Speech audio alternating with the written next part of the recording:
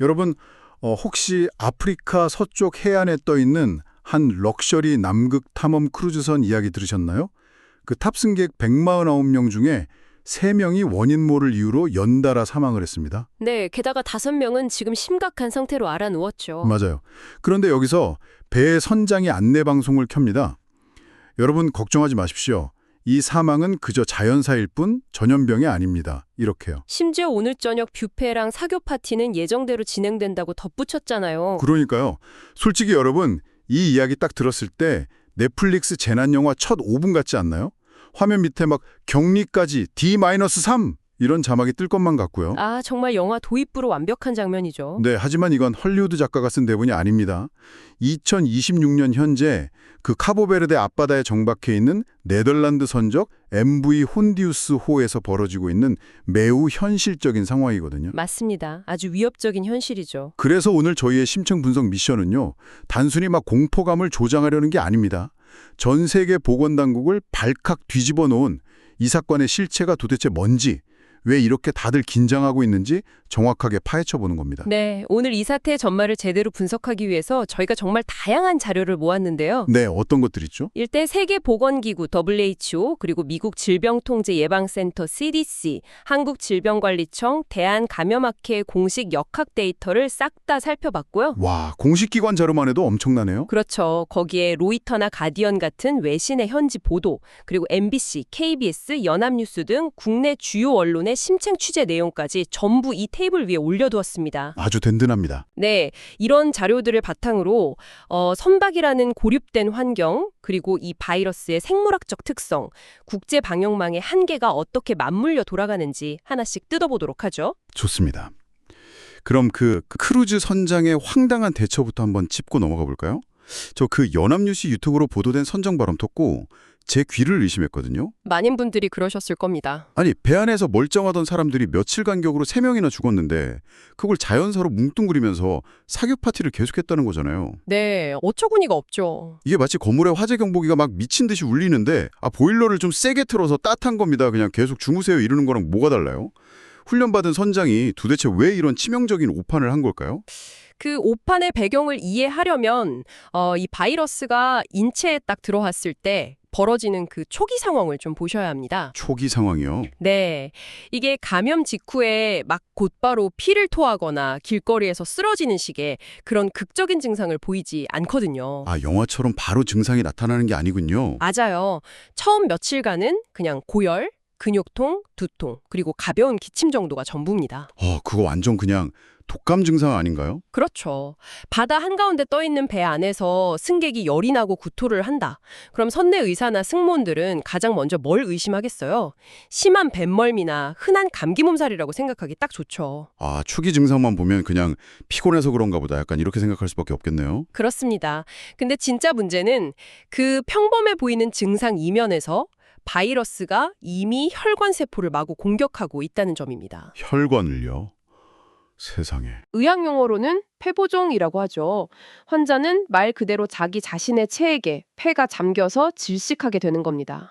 오, 너무 끔찍한데요. 2단계로 넘어가면 악화 속도가 정말 걷잡을 수 없이 빠릅니다. 제한적인 선내 의료 장비로는 아예 손을 쓸 수가 없게 되죠. 그래서 선장이 그걸 자연사로 착각한 거군요. 맞습니다. 갑자기 상태가 악화되니까 이건 기저질환으로 인한 급성 심장마비구나 혹은 그냥 노환에 의한 자연사구나 하고 오해했을 가능성이 큽니다. 결국 그 초기 증상의 평범함이 밀폐된 크루즈 환경이랑 결합하면서 완전한 정보의 사각지대를 만들어버린 셈이네요. 정확합니다. 겉으로는 바다가 잔잔해 보였지만 속에서는 이미 댐이 무너지고 있었던 거죠. 그렇다면 도대체 이 선원들과 승객들의 목숨을 앗아간 이 무서운 바이러스, 그 정체가 뭔가요? KBS 보도랑 질병관리청 자료를 보니까 이 녀석 이름이 한타바이러스라고 하더라고요. 네, 맞습니다. 국내에서는 신증후군 출혈열이라는 이름으로 관리되고 있죠. 이게 치사율이 최대 60%에 달하고 특화된 치료제도 아직 없다고 들었어요. 근데 감염 경로가 진짜 귀괴하던데요? 네, 감염 방식이 좀 특이하긴 하죠. 그 쥐 같은 설치류에 배설물이나 소변, 침 같은 게 마르면서 그 안에 바이러스가 미세먼지가 되고 그걸 사람이 호흡기로 들이마셔서 감염된다는 거잖아요. 네, 공기 중에 떠다니는 에어로졸 형태로 감염되는 거죠. 그러니까 쥐 배설물이 마르면서 생긴 보이지 않는 먼지 폭탄을 마시는 건데 여기서 제가 정말 엄청난 인지 부조화가 옵니다. 어떤 점이 그러신가요? 아니, 한타 바이러스는 보통 그 시골의 오래된 창고나 흙먼지 펄펄 날리는 야외 작업장 아니면 군부대 같은 데서 조심해야 하는 흙 묻은 바이러스 아닌가요? 보통은 그렇게들 많이 알고 계시죠.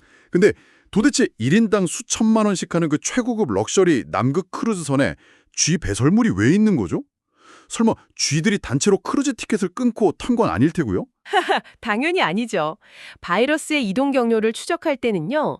배의 화려한 샹들리에나 카지노 같은 겉모습을 볼 게 아닙니다. 그럼 어디를 봐야 하죠? 가장 보이지 않는 곳, 즉 선박의 물류 공급망을 들여다봐야 해요. 아무리 럭셔리 크루즈선이라 해도 수백 명의 승객과 승무원이 몇 주간 먹을 식사를 책임져야 하잖아요. 아, 식자재 같은 거요? 네, 항구에서 엄청난 양의 식자재와 화물을 싣게 되는데 이 과정에서 항구 주변을 서성거리던 설치류들이 목재 펠릿이나 식자재 박스 사이에 숨어 들어가는 경우가 있습니다. 아하, 짐에 묻어서 들어가는 거군요. 네, 해운업계에서는 이런 쥐들의 유입이 꽤 흔한 골칫거리입니다. 배의 가장 깊숙한 식량 창고나 후미진 환기구 구석에 쥐가 자리를 잡고 배설물을 남겼다고 한번 가정을 해보죠. 아, 그럼 누군가 그 창고를 청소하러 들어갔다가 그 마른 배설물 먼지를 들이마셨을 수 있겠네요? 충분히 가능한 시나리오죠. 근데요, 그렇게 치면 그 창고를 청소한 사람 뭐 한두 명만 걸려야 하는 것 아닌가요? 지금 뉴스 보면 집단 감염 양상인데 이게 어떻게 배 전체로 퍼지는 건지 이해가 잘 안 갑니다. 여기서 크루즈선만의 아주 독특한 환경적 특성이 등장합니다. 바로 공조 시스템, 즉 에어컨과 환기 시스템이죠. 환기 시스템이요. 네, 선박 내부는 기본적으로 거대한 밀폐 구조잖아요. 에너지 효율도 높이고 일정한 온도를 유지하기 위해서 배의 공조 시스템은 내부 공기를 계속해서 순환시킵니다. 아, 바깥 공기를 계속 가져오는 게 아니군요. 맞아요. 만약에 그 깊숙한 곳에 있던 쥐 배설물 먼지가 환기 시스템의 필터를 통과해서 공조기 안으로 빨려 들어갔다면 어떻게 될까요? 상상만 해도 찝찝한데요. 이해하기 쉽게 비유를 하나 들어볼게요. 물을 가득 채운 밀폐된 수조가 있는데 거기에 빨간 식용색소를 한 방울 딱 떨어뜨리고 모터를 윙 돌리는 것과 같습니다. 아, 순식간에 수조 전체 물이 빨갛게 변하겠네요. 정확합니다. 바이러스가 섞인 그 미세 입자가 환기구를 타고 배 안의 복도, 식당, 극장, 객실로 조용히 뿜어져 나가는 겁니다. 와, 밀폐된 수조에 떨어진 물감이라니 소름이 확 돋으면서 단번에 이해가 되네요.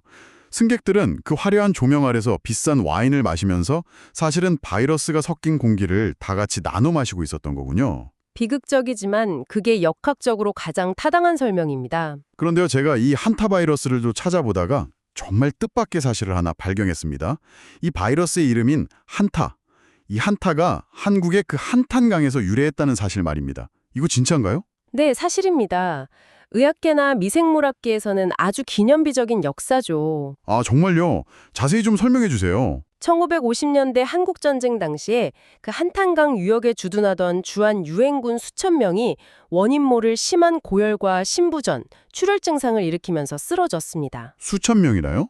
네, 당시엔 이 병의 원인이 뭔지 도무지 알 수가 없어서 전 세계 의학계가 완전히 발칵 뒤집혔었죠. 야, 그럼 그때는 속수무책이었겠네요. 맞아요. 그 후로 무려 수십 년 동안 이게 미스테리로 남아 있었는데 1976년에 한국의 이호강 박사 연구팀이 야생 등줄쥐의 폐 조직에서 이 병원체를 최초로 분리해내는데 성공합니다. 와, 한국 연구진이 해낸 거군요. 네, 그래서 처음 발견된 장소인 한탄강의 이름을 따서 한탄 바이러스라고 명명을 했고요. 이후에 전 세계에서 비슷한 바이러스들이 발견되면서 이걸 통칭해서 한타 바이러스 속이라고 부르게 된 겁니다. 수십 년간 전 세계 내로라 하는 과학자들이 찾지 못했던 범인의 몽타주를 한국 연구진이 처음 딱 그려낸 거네요. 아주 자랑스러운 업적이죠. 그러니까 1950년대 한국의 그 거친 흙바닥에서 정체를 드러냈던 바이러스가 돌고 돌아서 지금 2026년 남극으로 향하는 최고급 럭셔리 크루즈선에서 사람들을 공격하고 있다는 게 참 너무 기묘한 연결고리처럼 느껴집니다. 네, 역사의 아이러니라고도 할 수 있겠죠. 근데 전문가님, 여기서 제 궁금증이 완전히 해소된 건 아닙니다. 방금 설명해 주신 그 환풍구 시스템, 공조기 덕분에 배 안에서 집단 감염이 일어날 수 있다는 건 확실히 이해가 됐어요. 네. 근데 지금 뉴스를 보면 미국, 영국, 캐나다 등 무려 12개국이 발칵 뒤집혀서 승객들을 미친 듯이 추적하고 있다고 하더라고요. 이미 며칠 전에 배에서 내려서 각자 집으로 돌아간 그 승객들을요. 네, 각국 보건당국이 비상이죠. 아니 만약에 이 병이 쥐 배설물을 통해서만 감염되는 거라면 이미 쥐가 없는 육지로 고향으로 내려간 승객들은 가족이나 다른 사람한테 병을 옮길 수가 없는 거 아닌가요? 도대체 왜 이렇게 전 세계가 난리법석인 거죠? 아주 날카로운 신문입니다. 바로 그 지점이 이번 사태의 가장 핵심적인 뇌관이라고 할 수 있어요. 뇌관이요? 네, 세계보건기구와 미국 CDC가 현장에서 채취한 샘플의 유전자를 분석해 봤는데요. 혼두소에서 번진 이 바이러스, 기존의 그 평범한 한타바이러스가 아니었습니다. 그럼 뭐죠? 변종인가요? 네, 남아메리카 지역에서 주로 발견되는 안데스 변종, 영어로는 안데스 바이러스라고 불리는 특정 변종이었습니다. 안데스 변종이요? 일반 한타 바이러스랑 뭐가 다른데요? 일반적으로 한타바이러스는 쥐에서 사람으로 한번 들어오면 거기서 끈다는 일종의 종착역 질환이 맞습니다. 사람 몸이 종착역이라는 거군요. 네, 사람의 호흡기를 뚫고 들어오긴 하는데 인간의 타액이나 비말을 통해서 다른 사람에게 넘어갈 만큼 사람 몸 안에서 효과적으로 증식하지는 못하거든요. 아하, 다행이네요.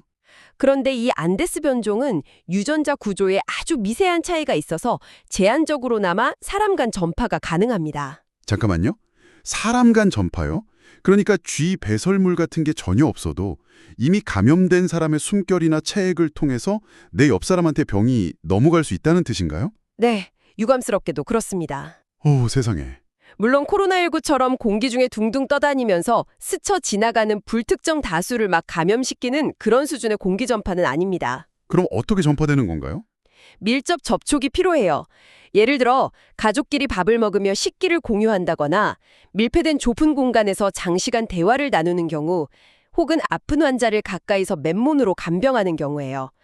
이럴 때 체액이나 침방울을 통해 바이러스가 옮겨갈 수 있다는 것이 생물학적으로 확인된 거의 유일한 한타바이러스가 바로 이 안데스 변종입니다. 와, 대부분의 한타 바이러스가 혼자 조용히 앓고 끝나는 어떤 은둔형 외톨이라면 이 안데스 변종은 기어코 사람과 사람 사이의 벽을 부수고 넘어가는 아주 규칙을 깨는 외향적인 사총 같은 거군요. 비유가 아주 적절하네요. 아, 이러니까 과거 다이아몬드 프린세스 호 때의 악몽이 겹쳐 보일 수밖에 없네요. 크루즈선만큼 밀접 접촉이 잦은 공간도 없잖아요. 바로 그겁니다. 영국 가디언즈가 크루즈선을 가리켜 떠다니는 밀폐 도시라고 분석한 이유가 바로 여기에 있죠. 수영장, 뷔페 식당, 카지노, 극장, 승객들은 매일 엄청난 밀접 접촉을 반복합니다. 게다가 아까 선장이 파티도 그대로 진행했다고 했잖아요. 그러니까요. 더 끔찍한 문제는 따로 있습니다.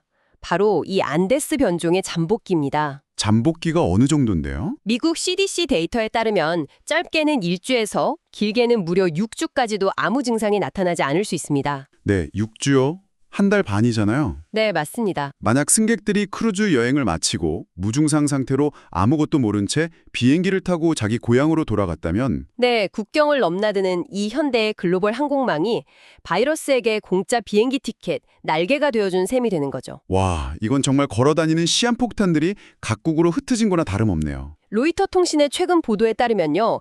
미국 CDC는 사태를 파악하자마자 이미 귀국한 탑승객들의 신원을 재빨리 파악해서 공항에 내리자마자 곧바로 특수 음압격리 시설로 이송하는 초강수를 도왔습니다. 공항에서 바로 납치하듯이 데려갔군요. 네. 10개국 보건당국이 지금 접촉자 추적에 총력을 다하는 이유도 뻔합니다.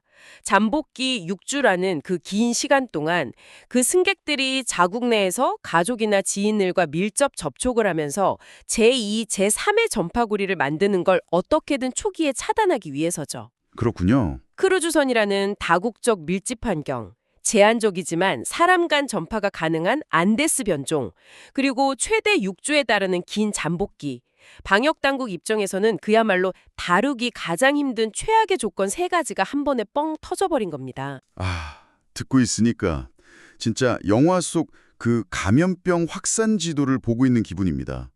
크루즈선에서 내린 사람들이 공항을 거쳐 전 세계로 흩어지고 그 경로를 따라서 빨간 선들이 막 뻗어나가는 그런 CG 장면 말이죠. 충분히 그런 시각적 이미지가 그려질 만한 상황이죠. 이런 구체적인 상황을 듣고 나면 우리 청취자 여러분도 당연히 덜컥 겁이 나실 것 같습니다. 안 그래도 우리 모두 코로나19라는 그 길고 어두웠던 터널을 진짜 간신히 빠져나왔잖아요. 네, 우리 모두에게 트라우마가 좀 있죠. 그런데 치사율이 무려 60%짜리 변종 바이러스가 승객들을 타고 전 세계로 흩어졌을지도 모른다. 그럼 당장 막 다음 달로 예정된 크루즈 여행이나 해외 캠핑 이거 당장 다 취소 수수료 물고 취소해야 하나? 아니면 당분간 집에 콕 틀어박혀서 배달만 시켜 먹어야 하나? 불안한 마음이 드는 건 아주 자연스러운 현상입니다. 우리가 또다시 그 팬데믹의 공포, 마스크 대란, 봉쇄 이런 걸 겪어야 하는 건가요? 우리는 이미 전염병이 우리의 평범한 일상을 어떻게 철저히 붕괴시키는지 뼈저리게 경험해본 포스트 코로나 세대니까요. 작은 뉴스에도 극도로 민감해지는 건 당연합니다. 하지만 너무 겁먹으실 필요는 없습니다. 다행스러운 소식이 있나요? 네, 대한감염학회나 글로벌 보건 전문가들의 공통된 의견은 매우 단호합니다. 지금의 이 크루즈선 상황은 제2의 코로나 팬데믹 초기 상황과는 전혀 다르다는 겁니다. 선을 확실히 긋고 있죠. 다행이긴 한데 좀 헷갈리네요. 아까 그 안데스 변종은 분명히 사람간 전파가 가능하다고 하셨잖아요. 근데 왜 팬데믹으로 번지지는 않는다는 거죠? 그건 바로 전염의 방식 그리고 효율성이 코로나와 완전히 다르기 때문입니다. 전파 효율성이요? 네, 코로나19 바이러스 같은 경우는 공기 중에 오래 머물면서 지하철이나 식당에서 그냥 스쳐 지나가기만 해도 전염될 수 있는 아주 높은 기초 재생산 지수, 즉 엄청난 전파력을 가졌다나요. 그쵸. 숨만 같이 쉬어도 걸린다고 했었죠. 하지만 이 안데스 변종은요, 사람 간 전파가 가능하긴 하지만 그 전파 효율이 극도로 낮습니다. 아, 그래요? 아까 말씀드렸듯이 밀접 접촉, 즉 감염자와 직접적으로 타액을 교환하거나 아주 좁은 밀폐 공간에서 환자의 토사물을 치우는 등 맨몸으로 강하게 접촉해야만 겨우 전파가 넘어가는 수준입니다. 아, 코로나처럼 쉽게만 옮는 게 아니군요. 네, 이번 혼디우스호 사건은 그 선장의 치명적인 초기 대응 실패로 병에 걸린 사람들이 배 안에 그대로 방치되었고 그들과 아주 밀접하게 접촉할 수밖에 없었던 승무원이나 같은 방 동승자들에게 제한적으로 퍼진 특수한 상황으로 보셔야 합니다. 아하. 일상생활에서 길거리를 걷다가 혹은 마트에서 스쳐 지나가는 정도로 전염될 확률은 거의 제로에 가깝습니다. 아, 들을수록 안심이 되네요. 다친 배 안에서 벌어진 아주 특수하고 안타까운 비극일 뿐 우리가 일상에서 공기로 감염될까 봐 벌벌 떨 일은 아니라는 거군요. 과잉 공포에 빠져 패닉을 일으키는 것도 똑같이 위험하다는 겁니다. 맞아요. 공포가 병보다 무서울 때가 있죠. 지금 우리에게 필요한 건 맹목적인 두려움이 아니라 과학적 근거에 기반한 실질적인 행동 수칙입니다. 질병관리청에서 예전부터 강조해오던 한타바이러스 예방법은 지금도 여전히 완벽하게 유효하거든요. 어떤 예방법이 있죠? 청취자분들을 위해 다시 한번 짚어주시죠.